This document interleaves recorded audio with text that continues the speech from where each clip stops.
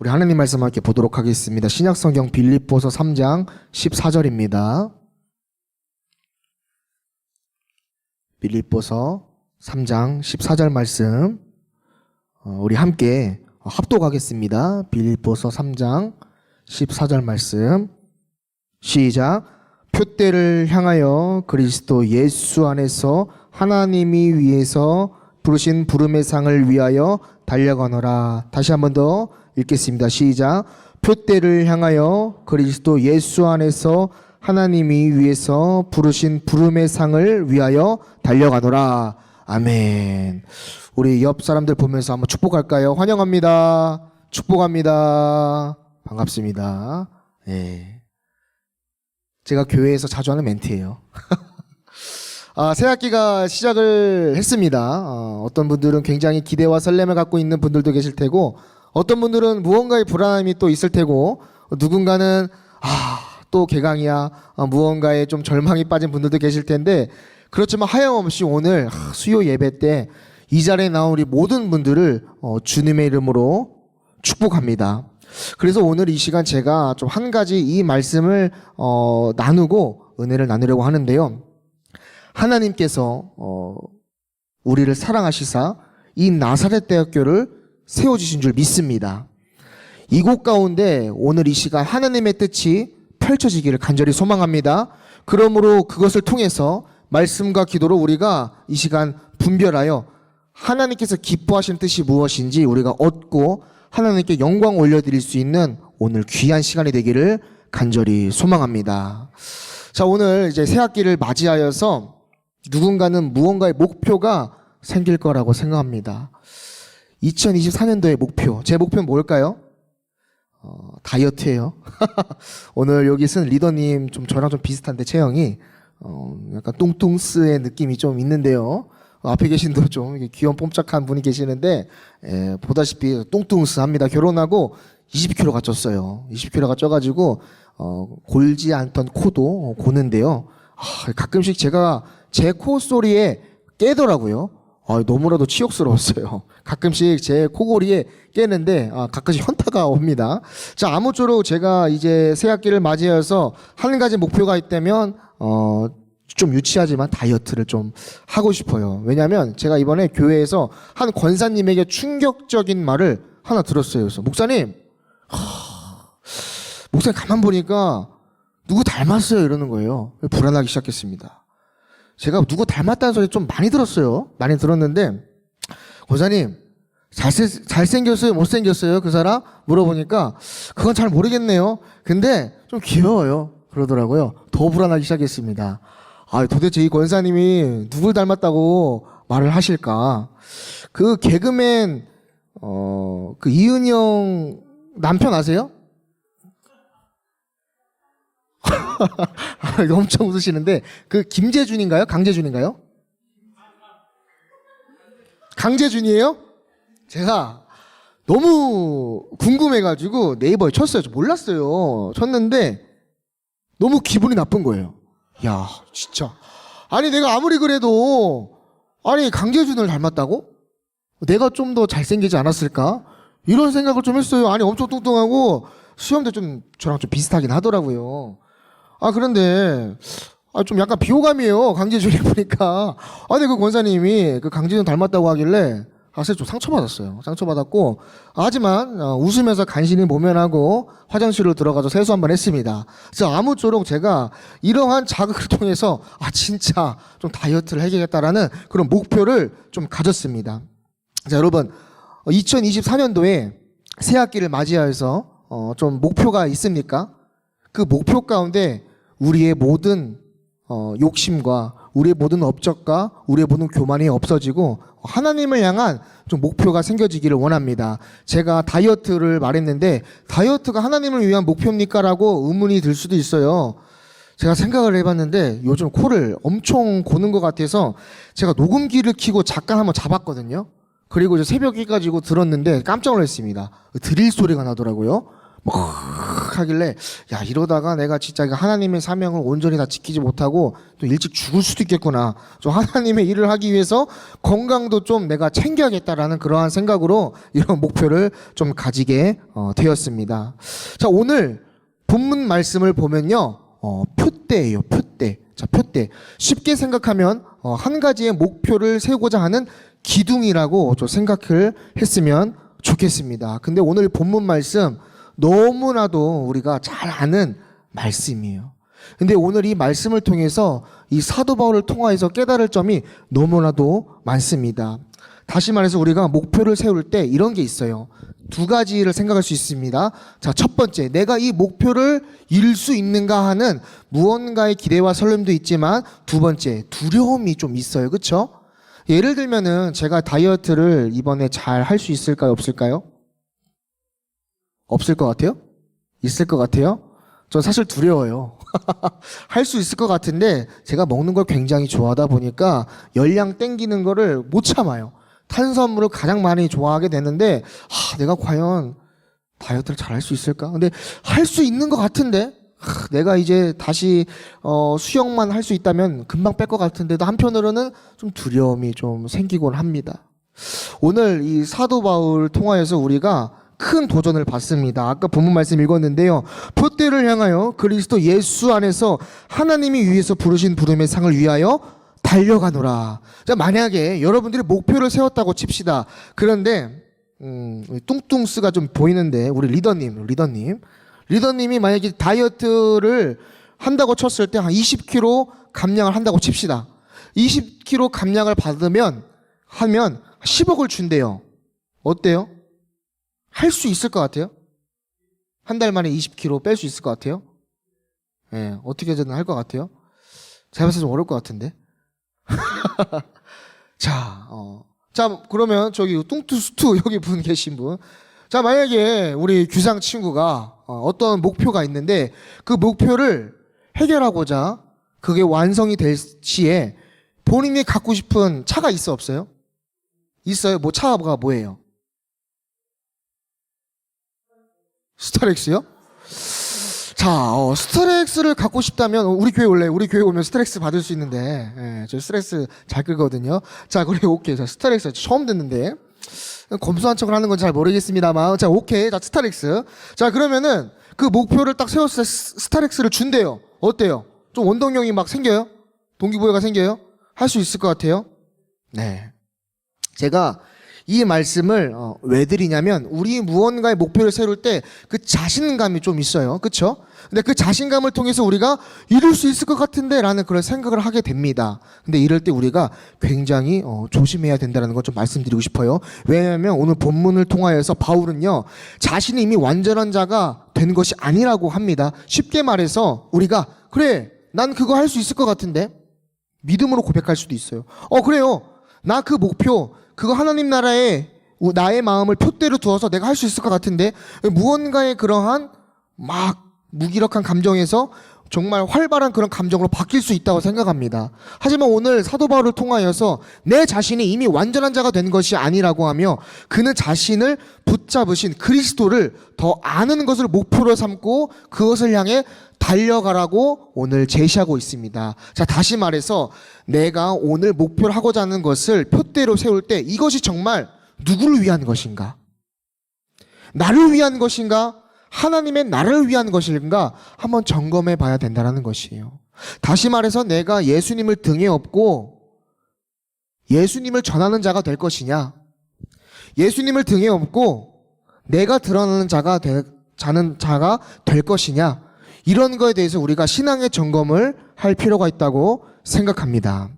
그래서 그리스도를 더욱 아는 것을 목표로 삼고 이를 향해 달려가는 우리 모두가 되길 간절히 소망합니다. 그리고 또한 자신의 과거의 한 일을 잊어버리고 하나님이 그리스도 안에서 부르신 부름의 상을 위해 경주하라고 오늘 이 시간 고백했습니다.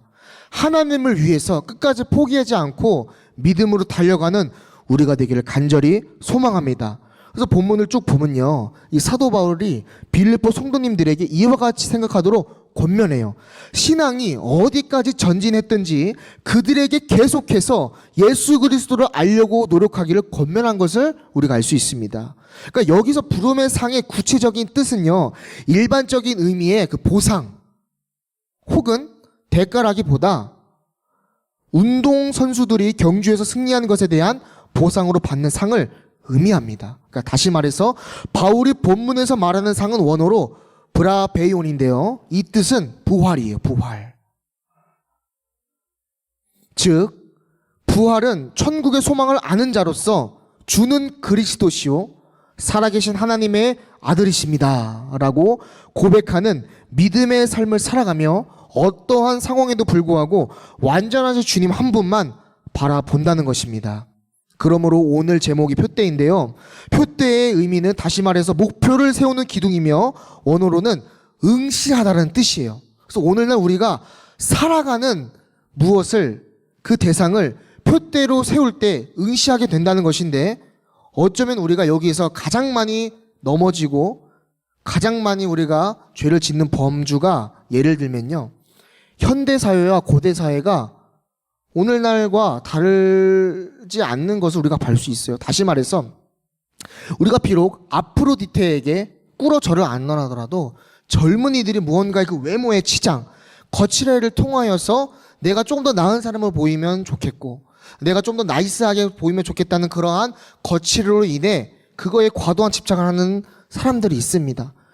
이것에 대해서 굉장히 우울감을 빠진 분들도 제가 많이 봤는데, 어쩌면 그리고 뭐 전쟁에 계시는 그 아레스나 아니면 제가 쉽게 비유를 들자면 아르메티스에게 무언가 향을 피우지 않더라도 성공과 무언가 돈을 향해 집착하여서 그것을 목표로 삼는 그러한 우리를 보지 않을까. 어쩌면 고대사회와 현대사회와 다르지 않다는 것을 한번 생각해 볼 수 있습니다. 그래서 이러한 것들에 표대를 세우고 응시하다 보니까 오늘날 하나님께서 이 자리에서 어떠한 일하심을 만들고 계시는지에 무언가의 분별력과 오늘날 나를 통하여 믿음의 공동체를 통해 어떠한 일들을 이루고자 하는 것을 모를 때가 많다고 생각합니다. 그러므로 빌립보 성도들도 자신처럼 표대를 향해 달려가기를 바라는 바울을 볼 때 그러면 어떠한 깨달음이 있을까요? 즉 그리스도를 온전히 알고자 하는 목표를 향해 경주하는 것을 깨닫고 이와 같이 우리는 이미 신앙의 완전함을 얻은 자들이 아님을 깨닫고 하나님께서 주신 목표를 분별하고 그것을 이루기 위해 나의 모든 욕심과 업종과 교만을 그리고 악한 습관을 다 내려놓고 이것이 우리 믿음의 경주에 방해가 되지 않도록 해야 되는 줄 믿습니다. 그러므로 바울에게는요, 예수 그리스도를 온전히 알아가고자 하는 분명한 목표인 표대가 있다는 것을 오늘 이 시간 본문을 통하여 알 수 있습니다. 그래서 그는 그 목표인 표대를 믿음으로 달려갔고요, 빌립보 성도님들에게 자신의 삶을 본받도록 권한 것을 우리가 본문을 통해 알 수 있습니다. 자, 그렇다면 오늘날 내 자신이 무언가의 롤모델이 있거나 내가 정말 존경하는 대상이 있다면 누군지 한번 지금 이 시간 생각해 볼까요? 어쩌면 그분들을 통하여서 많은 인풋이 내 안에 생길 수도 있고요, 그리고 그 대상을 통하여서 존경하는 그런 사람을 통하여서 내 안에 무언가의 마음의 변화점이 있을 수 있다고 생각합니다. 그래서 그것을 통해 하나님 나라를 건설해 나가는데 두려움 없이 믿음으로 표대를 향해 나아갈 때가 종종 있습니다. 저도 그래요. 그런데 한편으로는 사람이 무언가의 존경의 대상 그리고 롤모델의 대상이 되었을 때 혹시 그 대상이 나락에 갔다고 하면 이게 무슨 소용이 있을까요? 제가 문대식 목사님을 이제 굉장히 좋아했습니다. 제가 아직도 잊혀지지가 않는데 수련회 가면요, 설교 말씀을 듣고 하는데 10분 들은 것 같은데 막 1시간이 지나 있고 막 그 말씀에 굉장히 은혜 받고 도전받던 그런 시대가 있었습니다. 하지만 인간이 완전하지 못하다 보니까 또 넘어지고 또 쓰러질 때가 있었죠. 제가 그 당시 때 굉장히 많은 좀 낙심을 생겼고 무언가 절망과 좀 무기력함에 좀 빠졌던 것 같아요. 그 문대식 목사님의 안타까운 소식을 통해서. 다시 말해서 하나님 나라를 향해 우리의 표대를 세우게 된다면 어떠한 사람의 대상을 통해서 우리의 표대를 세울 수 있겠지만 하나님 나라를 향해 내 마음에 있는 표대를 세우게 된다면 우리는 마음가짐이 달라진다는 것입니다. 사울 옆에 좋은 목회자와 좋은 선지자가 없어서 사울이 그렇게 실패했습니까? 어쩌면 민수기에 나오는 그 고라 자손, 모세를 굉장히 괴롭히지 않았습니까? 그런데 그 고라 자손이 좋은 지도자가 없어서 멸망했습니까? 아니죠. 그 지도자가 누구였어요? 위대한 모세였어요.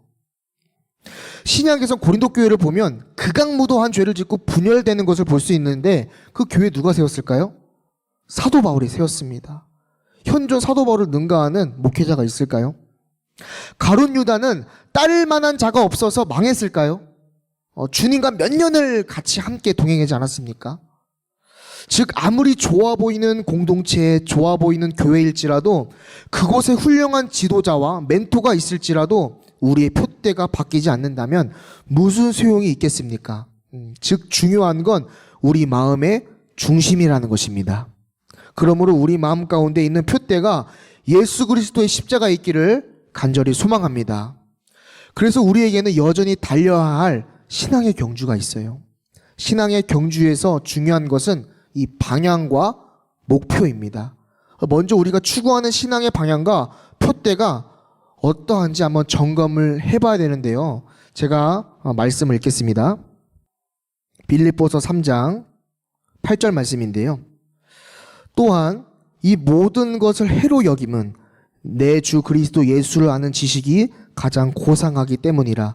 내가 그를 위하여 모든 것을 잃어버리고 배설물로 여김은 그리스도를 얻고 그 안에서 발견되려 함이니 내가 가진 의는 율법에서 난 것이 아니요 오직 그리스도를 믿음으로 말미암는 것이니 곧 믿음으로 하나님께로부터 난 의라. 육신으로부터는 자랑할 것들이 굉장히 많은 사도 바울이 예수님을 만남을 통하여서 그 모든 것이 다 해로 여기고 배수물을 여기고 내가 가장 중요하게 여기고 아름답게 여기고 고귀하게 여기는 것이 예수 그리스도를 아는 지식이라고 고백을 했습니다. 그러므로 표대 방향성의 점검은 간단한 거예요. 그곳에 나의 종욕이 있는가? 그곳에 정말 하나님을 사랑하는 마음이 있는가? 예를 들면 좋아하는 것은요, 그 사람으로 인해 내가 행복해졌으면 하는 것이고, 사랑하는 것은 그 사람이 나로 인해 행복해졌으면 하는 것이 바로 사랑입니다. 그 좋아하면 욕심이 생기고, 사랑하면 포기하는 영역이 있지 않습니까? 제가 지금 제 와이프가 호주에 가 있습니다. 갑작스럽게 기러기 남편이 되었는데요. 제가 다시 한 번 더 좀 상기를 한다면, 제가 제 와이프를 정말 사랑해가지고 포기한 것들이 굉장히 많아요. 제가 성향이 그 집 정리를 굉장히 깔끔하게 해놓은 거예요. 옷 정리부터 시작해서 책, 뭐 기타 등등 막 탁탁탁탁탁 돼 있는 거를 굉장히 좋아합니다. 제 와이프는 그걸 굉장히 싫어해요. 그러면 제가 한 번은 이제 신혼 초 때 화장대를 다 정리를 했어요. 아주 깔끔하게 막 거울도 닦고 스킨부터 해서 뭐 파우더, 뭐 로션 다 정리를 했습니다. 근데 집에 오자마자 왜 이렇게 해놨냐는 거예요. 좀 이해가 안 갔어요. 나는 칭찬을 받을 줄 알았는데 집이 깔끔하고 뭔가 정리정돈이 다 돼 있어가지고 오늘 너무 쾌적한데 오늘 너무 기분이 좋아 막 이럴 줄 알았는데 나는 이렇게 막 각지어 있는 게 너무 싫다는 거예요. 그래서 제가 같이 살 때는 지금 이제 호주에 있어서 과거형이죠. 같이 살 때는 좀 포기했습니다. 근데 이제 가끔씩은 제 개인의 서재실은 제 마음대로 해도 되겠냐는 허락을 받았어요. 왜냐하면 이제 제가 좀 강박증이 있다 보니까 책도 이렇게 탁탁탁탁 뭔가 이렇게 정렬이 돼야 되고 책 높이도 굵직굵직 하면 안 돼요. 여기는 짧으면 여기는 길어야 되고 막 길고 짧고 막 그런 거를 제가 못 봅니다. 그래서 다행히 쇼부를 본 거는 제 서재실은 제가 마음대로 그렇게 강박을 갖고 정리할 수 있는데 서재실을 제외한 주방, 안방, 거실, 뭐 옷방 그런 데는 조금 제가 이제 포기한 부분이 있어요. 왜 그럴까요? 사랑하기 때문에 제가 좀 맞춰주더라고요. 그래서 사랑은 마치 냉장고를 열었을 때 무언가 부족하고 없는 반찬이 있다면 내가 그것을 보고 투정하는 것이 아니라 좋은 반찬을 넣어주고 그리고 이게 왜 없어 하는 것이 아니라 그냥 알게 모르게 무언가 이렇게 붙여주고 도와주는 게 그 희생의 사랑이라고 저는 생각합니다. 그래서 좋아하면 욕심이 생기고 사랑하면 포기하는 영역이 생기는 것 같아요. 그리고 어쩌면 꽃을 좋아하는 사람은 그 꽃을 꺾지만 꽃을 사랑하는 사람은 꽃에 물을 줍니다. 예수님을 좋아하는 사람은 예수님을 꺾으려고 하지만 예수님을 사랑하는 사람은 예수님께 나를 꺾어 드리고 싶은 것. 우리가 이러한 마음으로 표대를 다짐하기를 간절히 소망합니다. 그래서 내 안에 가득 채우고 있는 내 것을 비움으로써 성령님께서 일하실 공간을 마련할 수 있는 저와 여러분들이 되기를 간절히 소망합니다. 그 빌립보서 2장 7절을 보면요, 이렇게 나옵니다. 오히려 자기를 비워 종의 형체를 가지사 사람들과 같이 되신 예수님의 십자가의 마음. 우리가 다시 말해서 우리가 그냥 지옥에 갈 수밖에 없는 존재이지만 하나님과 동등됨을 취하지 아니하시고 오히려 자기를 비어 종의 형태를 가지사 이 땅 가운데 내려오신 예수님. 왜 내렸습니까? 우리를 구원해 주시기 위한 그 예수님을 보았을 때 정리가 되는 것 같아요. 내 안에 지금 불순물이 너무 많구나. 예수님마저도 자기를 비워서 이 땅에 오셨는데 내 욕심을 다 버려야 되겠다라는 그런 다짐이 있기를 간절히 바라겠습니다. 그래서 이러한 마음을 품을 때 외부에서부터 오는 기쁨은 잠깐이라고 깨닫게 되더라고요. 그래서 하나님 나라의 표대를 세우게 될 때 하늘로부터 내려오는 고귀하고 아름다운 진리 안에 있는 기쁨으로 충만해지시기를 간절히 소망합니다. 그래서 무슨 일을 하든지 그 일들 속에서 예수님을 알아가는 것을 삶의 표대로 살아가는 우리가 되기를 소망해요. 제가 이 말씀을 준비하면서 굉장히 곰곰이 고민에 빠지게 되었어요. 내가 언제부터 하나님 나라에 좀 표대를 잘 두었을까? 그렇다면 지금 나는 현재 하나님 나라의 표대를 잘 두고 있을까? 그리고 내가 정말 순수한 마음으로 하나님 나라의 표대를 두고 있을까? 이 두 가지가 생각나더라고요. 첫 번째, 좀 과거형이에요. 하나님께 지금 죄송하고 부끄럽지만 정말 아무런 고난과 아무런 시비와 아무런 그런 억울함이 없을 때 제가 가장 하나님 앞에 순수했던 것 같아요. 근데 되게 아이러니하죠? 당연한 것 같은데요. 이걸 역설적인 두 번째 질문이 뭐냐면 나에게 억울함이 많아지고 나에게 고난이 찾아오고 나에게 많은 그런 시비가 왔을 때 하나님 앞에 더 순수해지십니까? 저는 아닌 것 같더라고요. 제가 연약해서 그런 것 같아요. 저는 오히려 더 쓰러지고요, 더 오만해지고요, 그냥 더 좌절해지고 더 무기력해지는 것을 볼 수 있어요. 그래서 제가 그 모든 역경과 고난과 그 상처가 쓸모없어서 다 버려도 된다고 생각을 했거든요. 근데 이제 와서 돌이켜보니까 하나님께서 깊은 깨달음을 주셨습니다.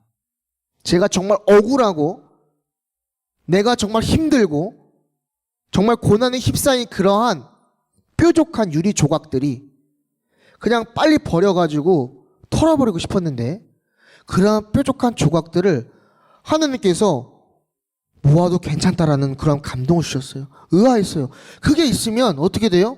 예를 들면 내 안에 있는 자격지심과 내 안에 있는 열등감과 내 안에 있는 무언가 뾰족한 상처를 통하여서 자기 방어를 계속하게 돼요. 그러다 보니까 관계적인 것도 힘들어지고요. 그리고 무언가 자기가 방어가 생기니까 탁탁 이렇게 스파이크 치는 그러한 모습을 볼 수 있고요. 그래서 의아했어요. 하나님, 아니 그것을 내 안에 있을 때 하나님 나라의 표대를 두기 어려운 것 같은데 왜 그것을 다 모으게 하십니까? 알고 봤더니 하나님께서는요, 그 산을 넘기 원하시더라고요.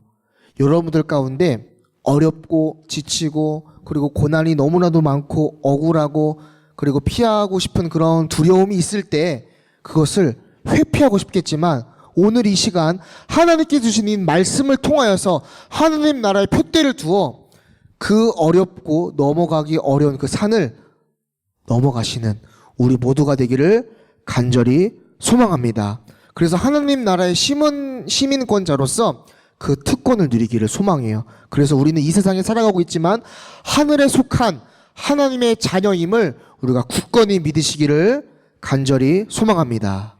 반주 한번 주시면 감사하겠습니다. 저 기도할 텐데요.